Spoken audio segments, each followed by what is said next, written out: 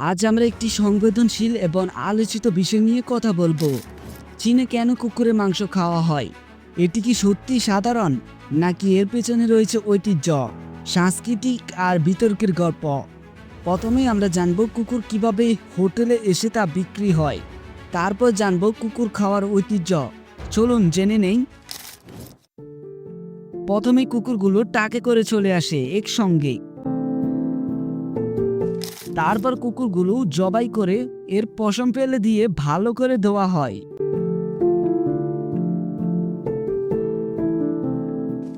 তারপর এটি কেজি হিসাবে বিক্রি করা হয়।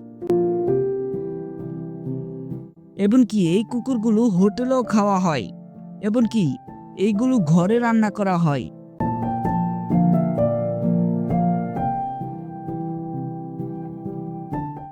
কুকুরের মাংস দিয়ে চাপও বানানো হয়।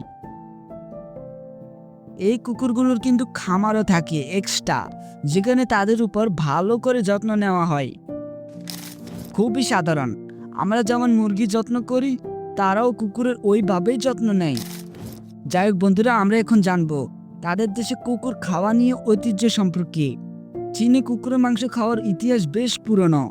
প্রাচীনকালে যখন খাদ্যের অভাব ছিল, তখন কুকুরের মাংস ছিল বেঁচে থাকার একটি উপায়।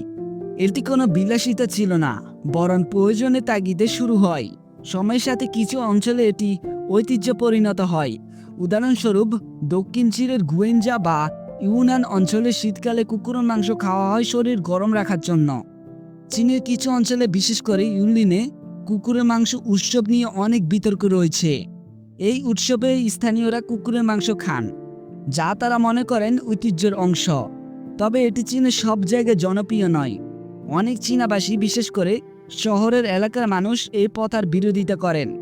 আসলে চীনের নতুন প্রজন্ম কুকুরকে পোষা প্রাণী হিসাবে বেশি ভালোবাসেন। আজকের চীনে অনেক কিছু বদলে গেছে। 2020 সালে চীন সরকার কুকুরকে খাদ্য প্রাণী থেকে পোষা প্রাণী হিসাবে বিবেচিত করে। এই কারণে চীনে এখন কুকুরের মাংস খাওয়ার প্রথা কিছুটা কমে গেছে। বিশেষ করে সেনজিন, জুয়াইয়ের মতো শহরে এটি নিষিদ্ধ। তরুণরা এখন কুকুরকে পরিবারের সদস্য হিসাবে দেখে। বিশ্বজুড়ে কুকুরের মাংস খাওয়া নিয়ে তীব্র বিতর্ক রয়েছে চীনে। অনেকে মনে করেন কুকুর মানুষের অনুগত বন্ধু, তাই এটি অনৈতিক। অন্যদিকে কেউ কেউ বলেন সাংস্কৃতিক ও ঐতিহ্যের প্রতি সম্মান দেখানো উচিত। এই বিতর্কে আপনার মতামত কি? কমেন্টে জানান।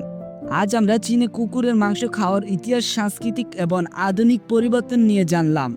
এটি একটি জটিল বিষয়, যেখানে ঐতিহ্য, নীতিকতা এবং পরিবর্তনের সংঘাত রয়েছে।